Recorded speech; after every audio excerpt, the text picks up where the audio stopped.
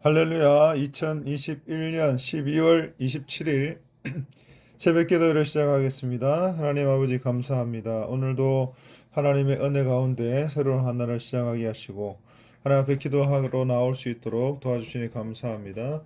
하나님께서 오늘도 은혜를 베푸시고 하나님 은혜 가운데 오늘도 살아갈 수 있도록 도와주옵소서. 예수님의 이름으로 기도합니다. 아멘. 오늘 우리에게 주신 하나님의 말씀은 창세기 25장 19절에서 26절 말씀입니다. 아브라함의 아들 이삭의 족보는 이러하니라. 아브라함이 이삭을 낳았고 이삭은 40세에 리브가를 맞이하여 아내를 삼았으니 리브가는 바단 아람의 아람 족속 중 부데엘의 딸이요 아람 족속 중 라반의 누이였더라.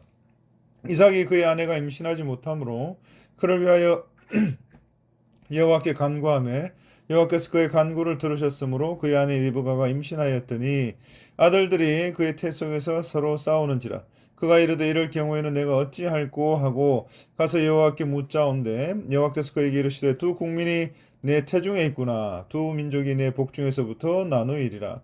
이 족속이 저 족속보다 강하겠고 큰 자가 어린 자를 섬기리라 하셨더라. 그 해산 기한이 찬즉 태에 쌍둥이가 있었는데 먼저 나온 자는 붉고 전신이 털옷 같아서 이름을 에서라 하였고 후에 나온 아우는 손으로 에서의 발꿈치를 잡았으므로 그 이름을 야곱이라 하였으며 리브가가 그들을 낳을 때에 이삭이 60세였더라. 아멘. 이 기도는 간구뿐만 아니라 찬양도 들어있고 감사도 들어있고 고백도 함께 들어있습니다. 그런데 그 중에 가장 중요한 것은 바로 이 간구라고 하는 것입니다.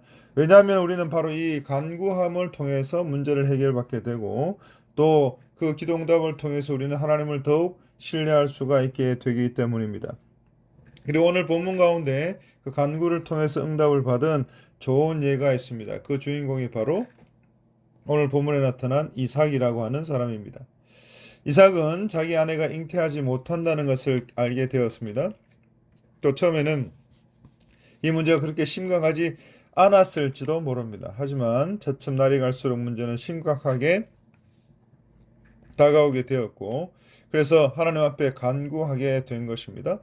사실 우리가 하나님 앞에 간구하지 못하는 이유는 간절하게 기도하지 못하는 이유는 이 문제점을 심각하게 받아들이지 못하고 또 내 생각이나 내 방법으로 해결할 수 있다라고 생각할 수 있기 때문에 그렇습니다. 그래서 오늘 이 본문을 통해서 이삭의 모습을 보면서 우리도 우리의 인생의 문제들을 하나하나 하나님 앞에 내어놓고 기도할 수 있는 저와 여러분들이 되시기를 바랍니다. 그리고 두 번째로는 이삭은 이 문제를 알고 발견하게 되고 그냥 있지 않았습니다. 아내가 잉태하지 못하는 것에 대해서 기도를 하기 시작했습니다. 그리고 이것은 참으로 중요하기도 하고 또 가장 기본적인 이유이기도 합니다. 그런 가운데 하나님 앞에 우리가 꼭 기도해야 될 것은 하나님 앞에 이 문제를 가지고 나에게 응답하여 주옵소서, 이 문제를 해결하여 주옵소서, 또 이 문제를 해결해 줄 수 있는 분은 하나님이신 것을 꼭 믿고 기도할 수 있는 저와 여러분들이 다 되시기를 간절히 바랍니다. 그럴 때에 문제를 인식하고 기도를 시작했을 때에 그 기도에 대한 반드시 하나님께서 응답하신다는 것을 믿고 그 믿음 가지고 오늘도 기도할 수 있는 저와 여러분들이 다 되시기를 간절히 바랍니다. 그런 가운데 오늘 본문을 보시면 여호와께서 21절에 그의 간구를 들으셨다라고 말씀하고 있습니다.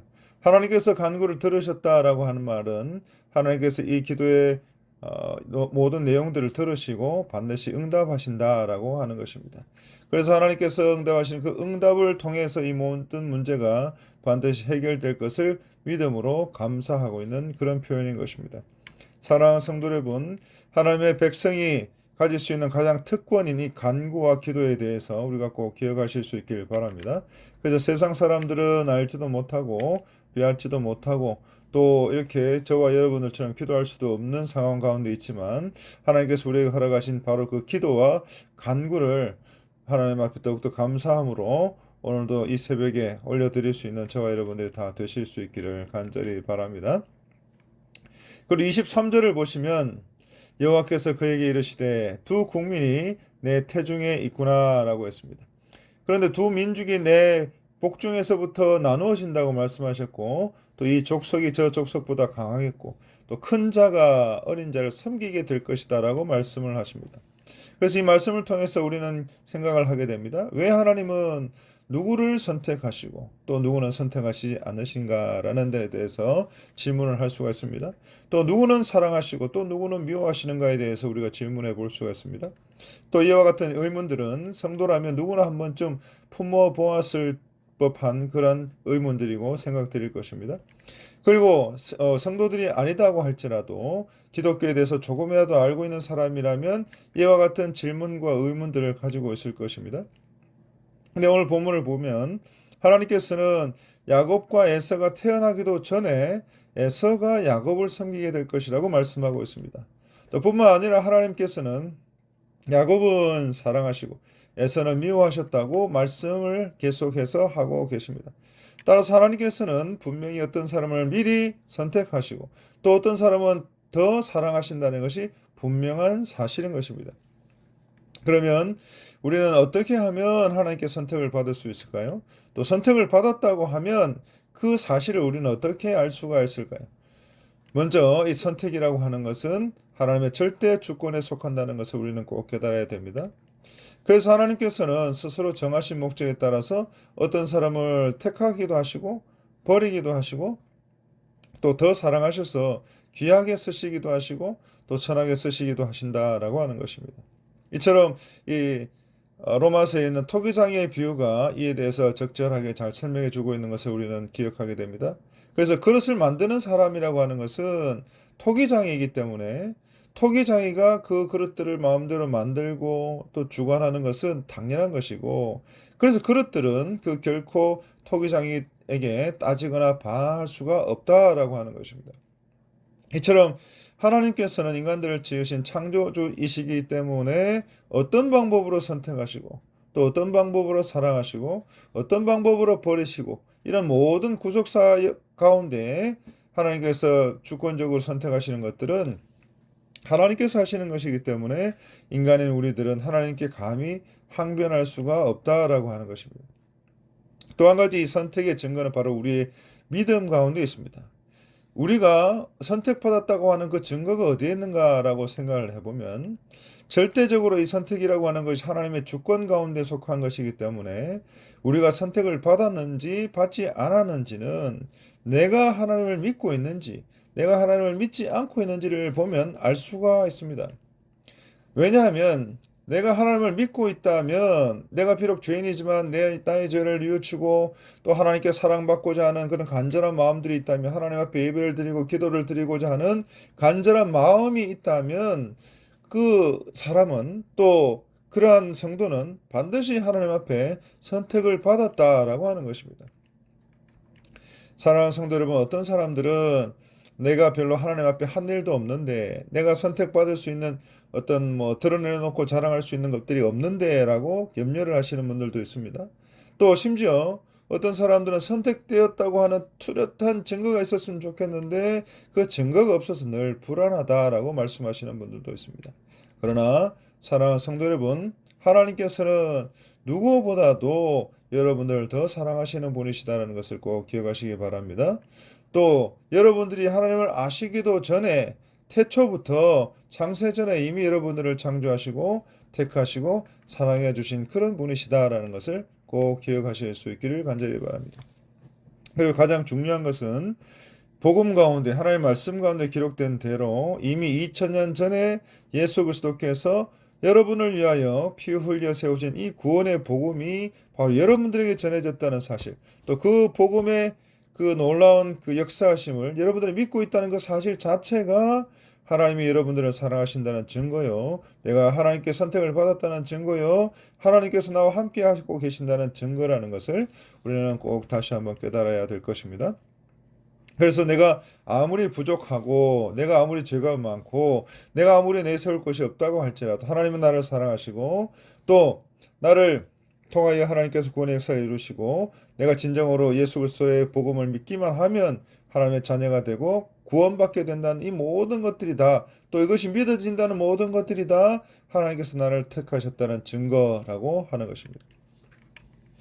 사랑하는 성도 여러분, 또 기억하시기 바랍니다. 그리고 한 번 선택하신 자, 한 번 택하여 부르신 자, 하나님의 백성으로 한 번 정하신 자는 결코 버리시지 않고 끝까지 하나님께서 천국으로 구원의 길로 인도하신다는 것을 꼭 기억하실 수 있기를 간절히 바랍니다.